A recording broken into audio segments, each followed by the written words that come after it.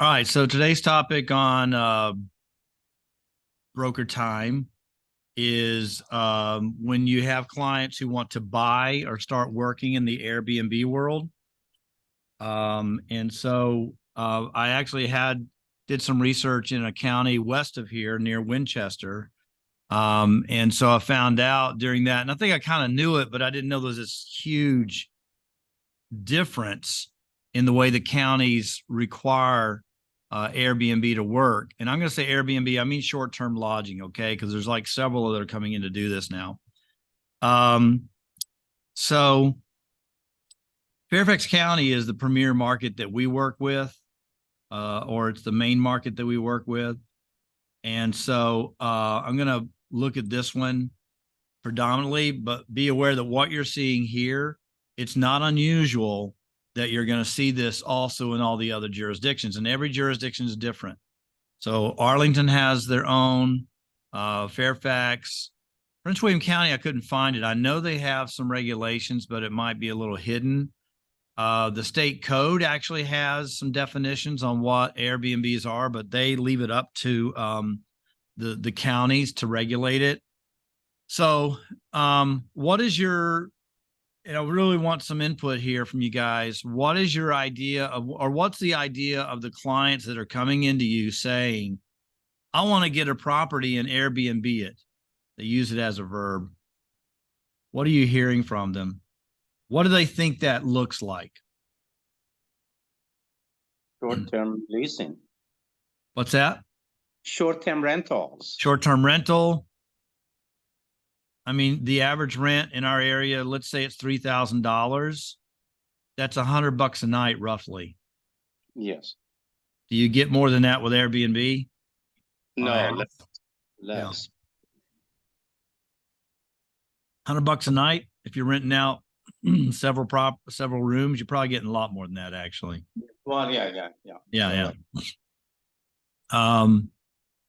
So that's what you hear, and people say, "Oh, did you put that in as an Airbnb?" Yeah, and what I have seen in action is someone says, "I have this rental property. I'm just going to clean it up and put a little bit of furniture in it." And there are companies that support that whole short-term rental entity, in that they show up to change the sheets and the towels and clean up and ready for your next visitor, as if you're at a beach property. And so be careful when you go search for rules on short-term lodging, because in searching for it, you find old articles that haven't been taken down or updated. So you'll find that as well. So let's just hop into Fairfax County. And again, like I said, remember, every county is going to be different. They're going to have their own rates. They're going to have their own process. And in Fairfax County, I'm going to show you a few steps in the county site that's required to get it done. And it's not as simple as you would think it would be. And me being us being professionals, knowing how this works, I can't imagine every Airbnb has gone through this and done it. I would submit there are a lot of properties on Airbnb that have not gone through this process. They're not paying taxes. They don't have a permit, all the above. And the consumers pretty much don't care. So let's just start here. Short-term lodging is an occupancy of a dwelling for a period of less than 30 days. That's what the STL stands for. Some of them are STPs, short-term property. Some are STR, short-term rental. They all mean the same thing. And they're permitted as an accessory use in most zoning districts that permit residential uses, okay? So that means it's residential property. It's not commercial or something like that. You're not making it into a hotel. But then there's this whole application process in Fairfax County. And this portal here, not the easiest to get around, okay? And we'll come back to that in just a minute on what it takes as far as physically what people have to do to at least be within the regulations. So they are allowed in residential areas. Now let's scroll down here a little bit. And you've got these blue bars here. And when you click the blue bar, which by the way, let me pop this into chat so you guys can see this and save it. Okay.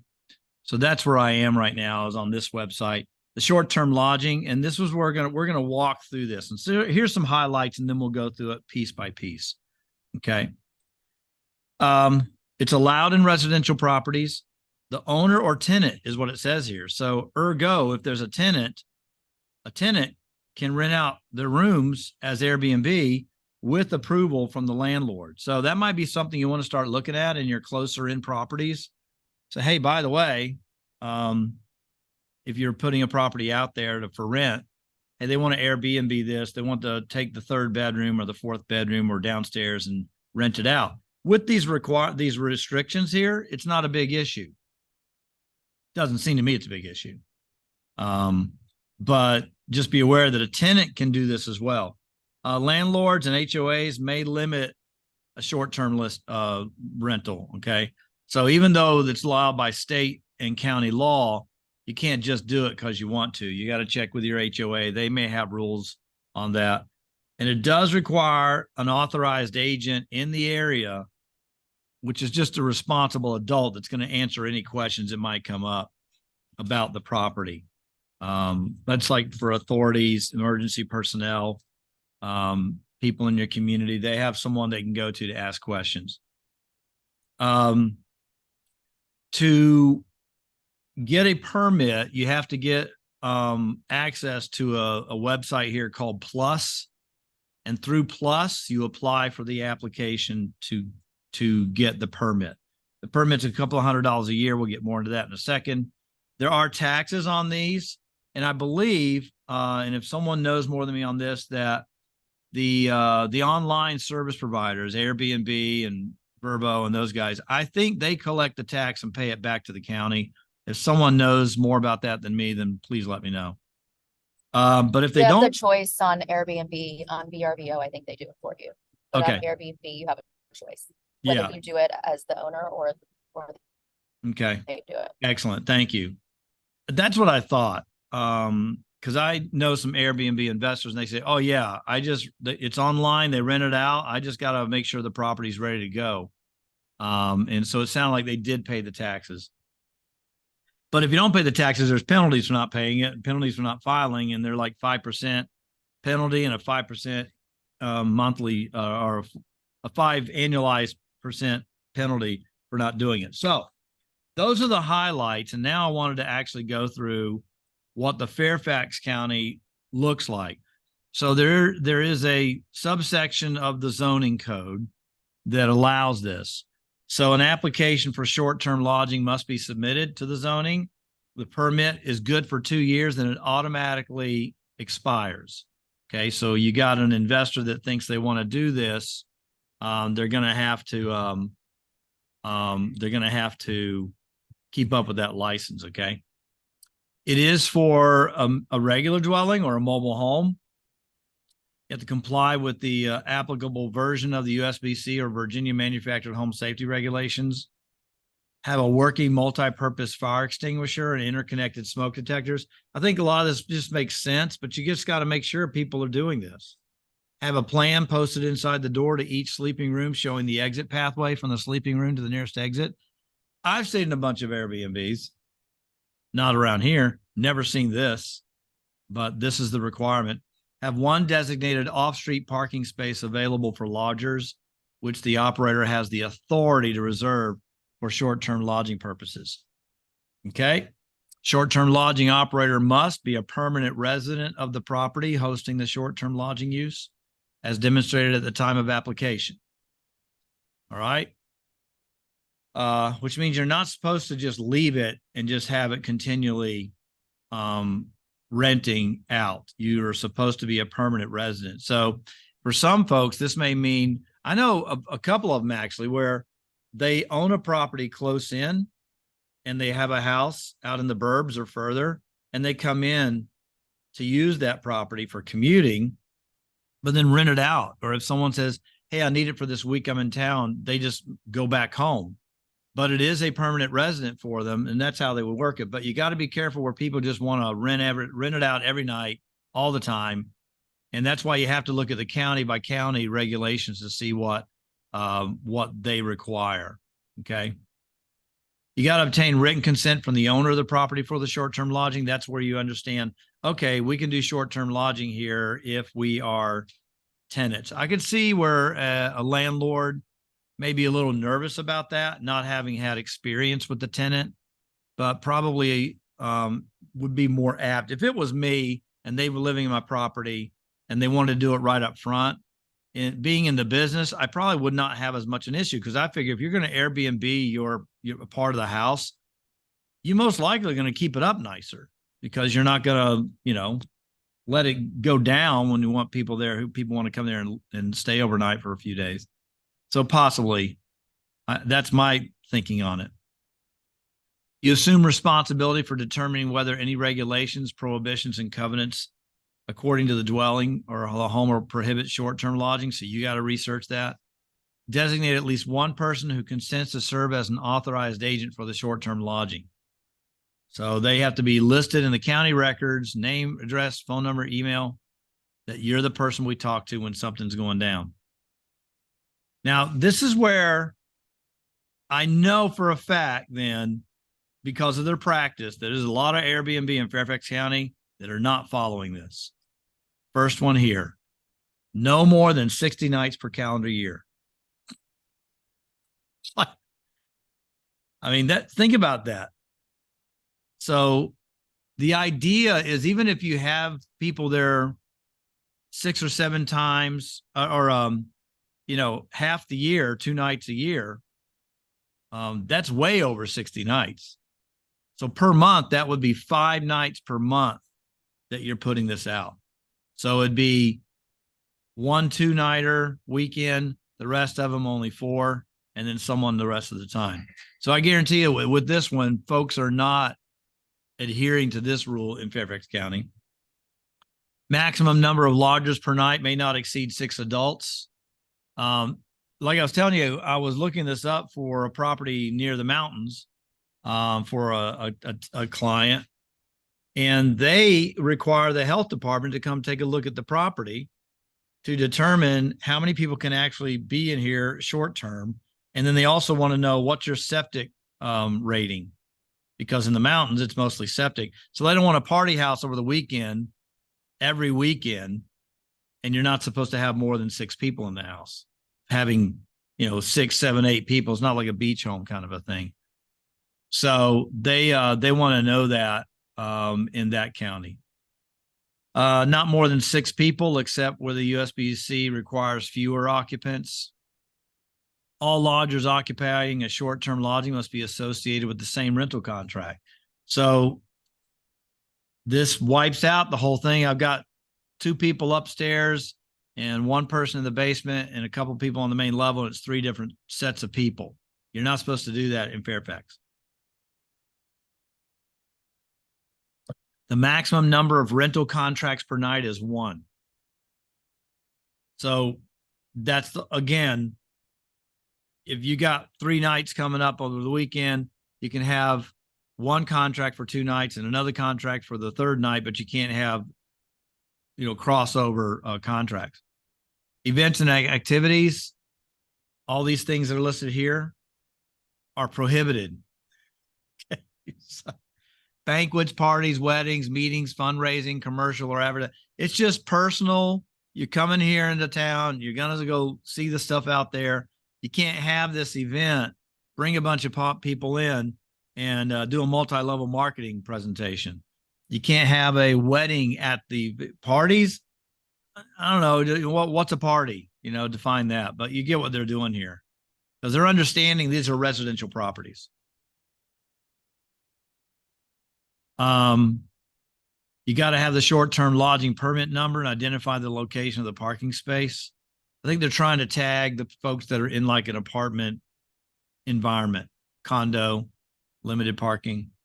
Short-term lodging operator must maintain a guest log, including the name, address, and telephone number of all overnight lodgers. Got to be made to any county employee that's asking for it, and prohibits in a detached accessory structure. All right, so in Fairfax, and again, county by county, this has got a different name. Detached accessory structure. The tiny houses, Falls Church now allows them. that you can put this tiny house in the back of your house, or you can have a little cabin or something back there. It can't be that. They have to be coming into the house that you live in. Okay. The zoning administrator's issuance of a permit does not invalidate any other provision of federal, state, or local law. Okay. So with what I just said there, what has been different than what I just said that has been in your experience? And was any of that news to you that you weren't aware of?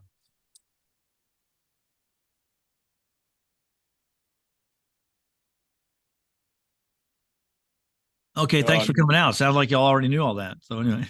No. I knew none of them. Yeah, okay. Yeah. Any points on that? Anthony, I have a client that lives in Arlington County that wanted to do an Airbnb. And when they checked with Airbnb to get licensed or approved by them, they found out that it was going to be thousands of dollars to meet their standards. So he decided not to do it. Yeah. At the same time, my daughter owns a house in the Bahamas, and she used to do weekly rentals, and she now has switched over to doing Airbnb and is making about twice as much money as she was doing before that. But she rents the entire house all at one time. Right. And that's kind of where this came from, folks. I think, Airbnb years ago said there's in essence, they created an online reservation system for, bread and breakfast. And then they started widening it out and people just started renting a room and that kind of thing. This is the Arlington site, by the way. And I just put that one in the chat, where you kind of start here to rent out stuff on short term. And the county, obviously, they want to know who's there. What are you doing? And then right here, they want their taxes. Okay. They want that. That's part of the thing for them, is they want the taxes off of it. And that's where any of your clients who want to do this and try to do it under the table, I mean, I know the counties will troll the MLS to look for properties that are violating code. I know of cases where they called the listing agent and said, we want to see the property. You need to let the seller know that we want to see the property because you're advertising a kitchen in the basement, which is against our code. And so they show up to investigate this kitchen that was advertised on the MLS. Well, I guarantee you, they are probably on Airbnb and VRBO and all the other sites looking for these properties and comparing it to what they've got. So that's what you have to be aware of when you've got people that want to invest in a property. No problem with that. This one just has some added regulations to it, and they need to be aware of that. This is Arlington. I didn't look deep into this one, but wherever you think you have someone going for it, the code word is this one's accessory HomeStay. So that's not the same. And they call it a transient, meaning the people are transient. They're coming, the short-term transient stay. Out west in Warren County, where I was investigating that property, they call it short-term lodging, not short-term rental. And there's a $1,700 fee right up front to get going with it, because they know they own a lot. There's a lot of properties that are absentee owner that people are renting them out for, like right before the peak season for leaf, looking at the colors and stuff.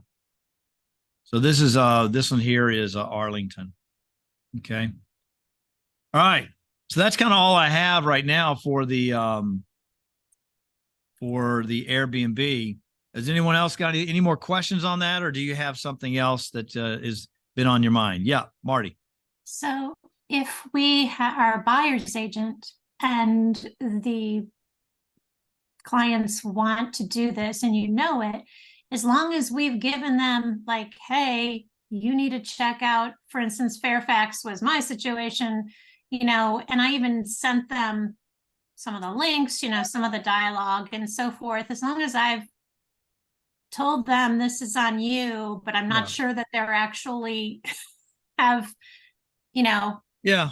I mean, we take it back to a community where they're not supposed to be running a business out of it. And then you go visit 6 months later, see how they're doing. And the whole basement is a shipping department. I mean, you can't control what someone's going to do with their house. They say, yeah, we want to Airbnb this. Okay, well, that's part of the process. It's not illegal. There are just limits. I would just send them the links of the sections I've done here.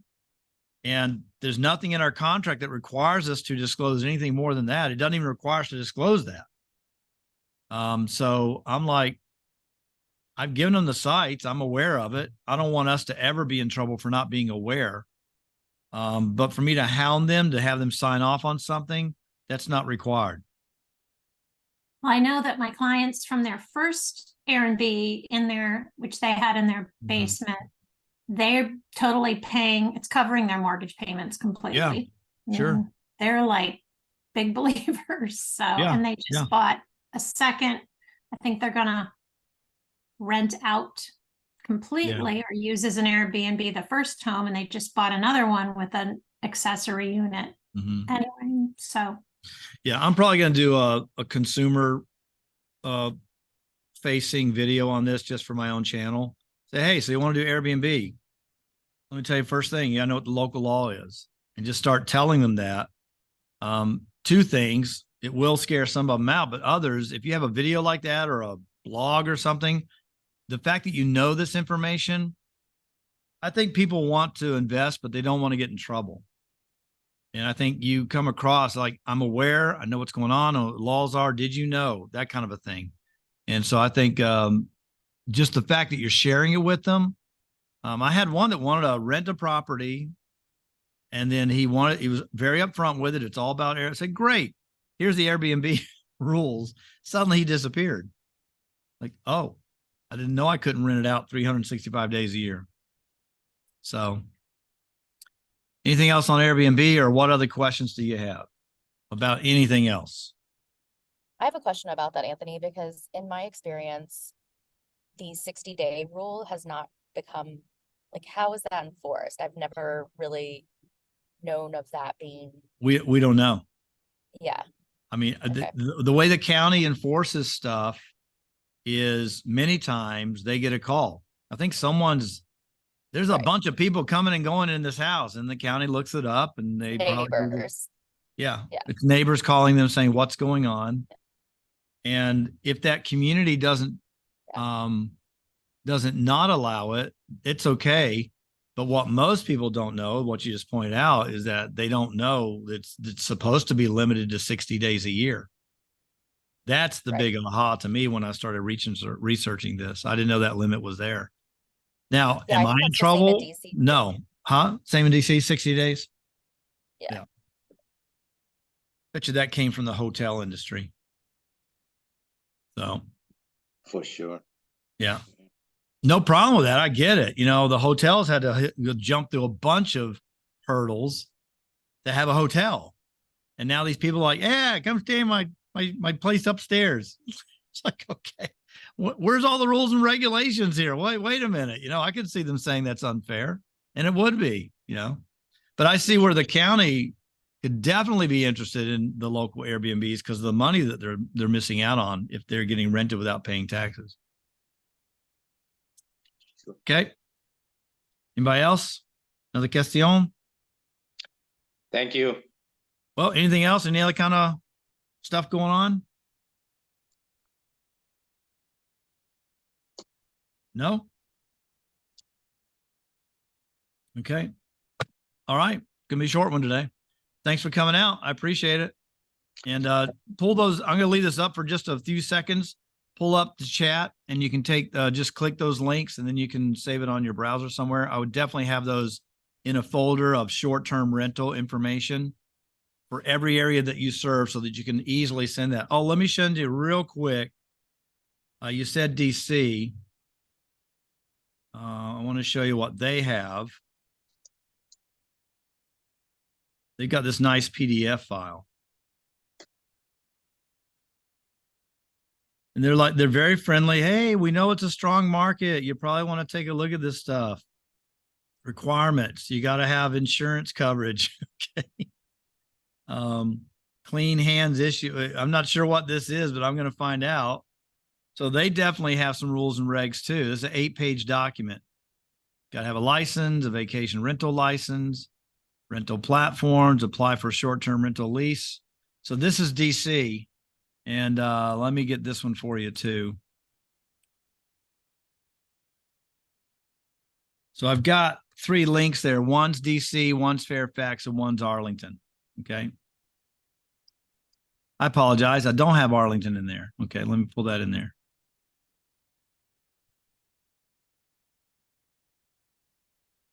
Okay.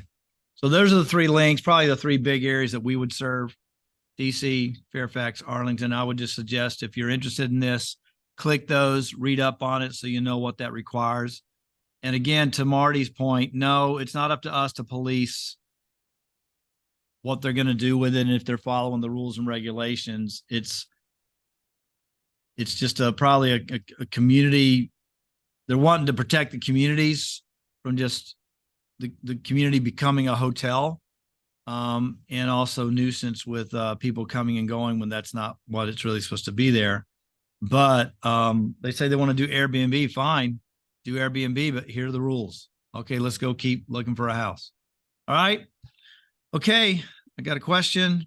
Great. Yeah, I just put the 3rd link up there, Marty.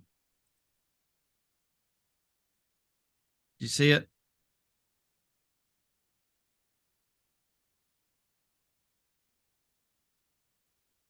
Like 1106, 1126, and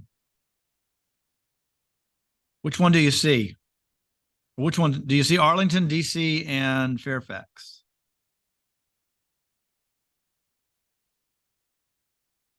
Can't hear you.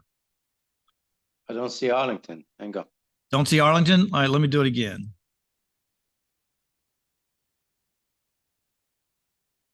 Okay. Okay. That come up? Yeah. Okay, great. Thanks, Michael. Thank you. Anybody interested in Maryland contracts? I'm doing the last day today of MAR documents on listings. If you think you're going to go into Maryland, I would suggest you pop on today at 1 o'clock. Today we're dealing with listings and final docs on addenda. So we've had a good group of agents the last couple of days, and so that'll be the last one I do this year of any boot camp. But come on by at 1 o'clock on this this channel here, and we'll be doing that at 1. All right. Thanks so much. Thank you. Talk to y'all later. All right.